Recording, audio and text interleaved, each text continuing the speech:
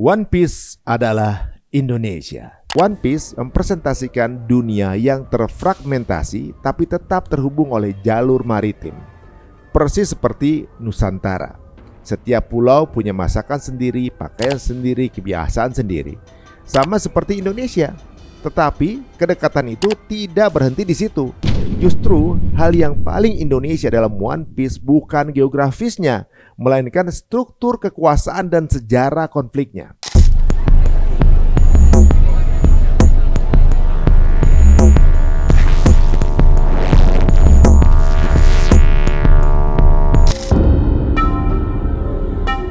Pernahkah kalian merasa saat menonton One Piece ada sesuatu yang terasa kok kayak sangat dekat ya? Ada nuansa yang familiar. Ada suasana yang seolah-olah pernah kita rasakan dalam kehidupan kita. Seakan-akan One Piece bukan sekedar dunia fantasi, tetapi potongan kecil dari realitas yang sangat kita kenal. Realitas yang sangat mirip dengan Indonesia.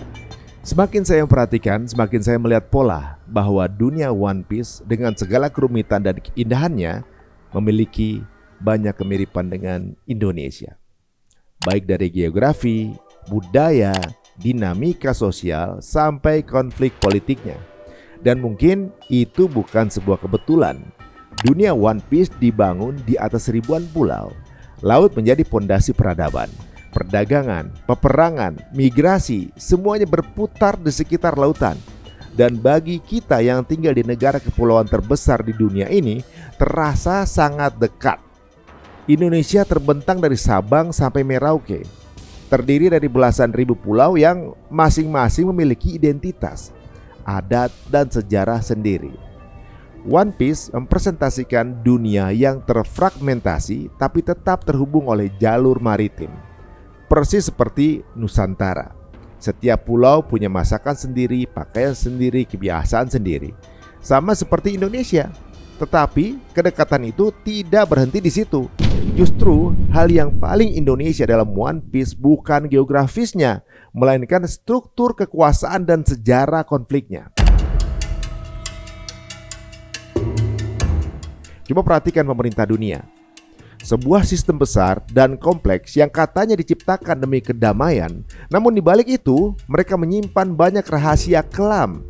Ada kelas elit, Celestial Dragons, yang hidup di atas penderitaan orang banyak.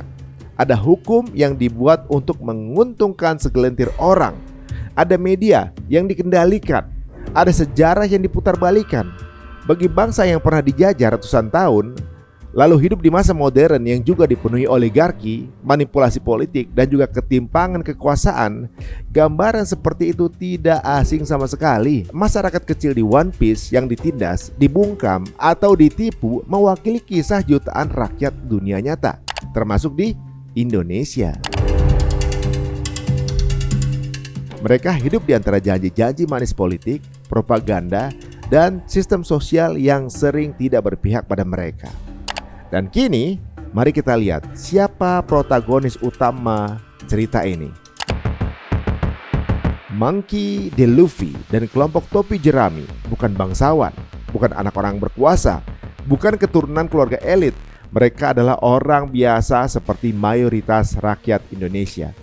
Mereka berkelana bukan untuk mencari kekuasaan, melainkan untuk mencari kebebasan. Kebebasan dari ketidakadilan, dari penindasan, dari kebohongan. Dan titik ini, narasi One Piece dan perjalanan sejarah Indonesia seakan menyentuh garis yang sama. Indonesia adalah bangsa yang berkali-kali melawan penindasan. Dari masa kerajaan, masa kolonial, hingga masa modern. Perjuangan rakyat kecil adalah fondasi berdirinya negara ini. Dan semangat itu hidup dalam setiap episode dari One Piece. Lalu, ketika kita membedah arc-arc besar dalam One Piece, kemiripan itu semakin terasa jelas. Misalnya, Alabasta, sebuah negeri yang hancur karena propaganda, informasi palsu, dan penguasa bayangan yang mengatur konflik dari balik layar. Rakyat terpecah belah, saling mencurigai, dan kehilangan kepercayaan. Fenomena seperti ini sangat dekat dengan dinamika politik modern. termasuk yang terjadi di Indonesia atau Skypia. Di sana, masyarakat asli berjuang pertahankan tanah dan budaya mereka dari kekuasaan yang menginvasi dan merasa lebih berhak. Konflik seperti ini mencerminkan banyak persoalan masyarakat ada di Indonesia, dari Papua sampai Kalimantan. Dressrosa pun tidak kalah relevan. Sebuah pemerintahan penuh pencitraan dipimpin oleh sosok yang terlihat baik, karismatik, dan juga meyakinkan.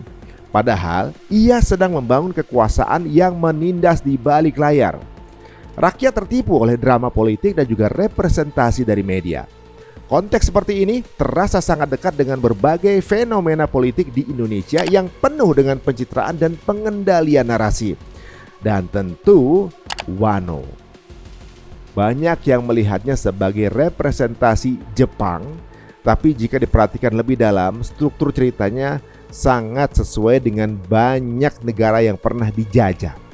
Negeri yang tertutup, rakyat yang menderita, sumber daya yang dikuras, dan perlawanan yang tumbuh diam-diam di sudut-sudut gelap. Ini bisa menjadi refleksi negara-negara Asia termasuk Indonesia. Selain konflik dan juga politiknya, suasana budaya di One Piece juga terasa sangat mirip dengan Indonesia. Pulau tropis dengan hutan lebat, pantai luas, dan tanaman eksotis.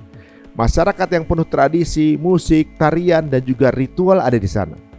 Makanan yang pedas dan kaya akan rempah, kebiasaan pesta rakyat, sifat masyarakat yang hangat, penuh humor, dan selalu bisa bertahan meski hidup dalam tekanan.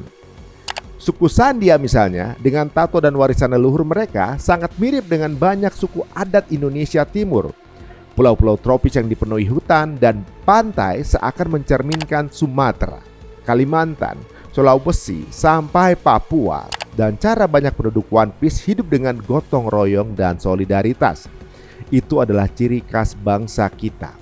Mungkin Oda tidak berniat khusus menggambarkan Indonesia, tetapi ketika ia menciptakan dunia yang penuh keberagaman, penuh ketidakadilan, penuh perjuangan rakyat kecil, penuh dengan budaya maritim, ia tanpa sadar menciptakan dunia yang sangat serupa dengan karakter di Indonesia.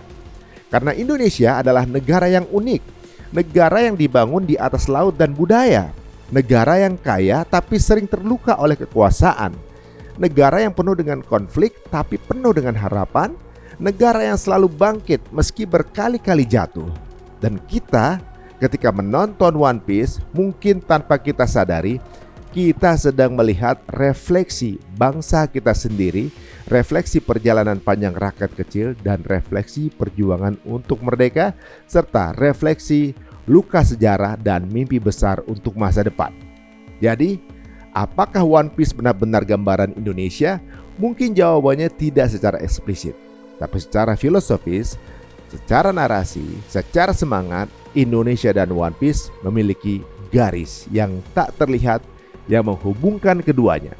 Sebuah garis tentang kebebasan, tentang perlawanan terhadap kekuasaan yang menindas, tentang keberagaman yang dirayakan, juga tentang dunia luas yang penuh dengan misteri dan juga peluang.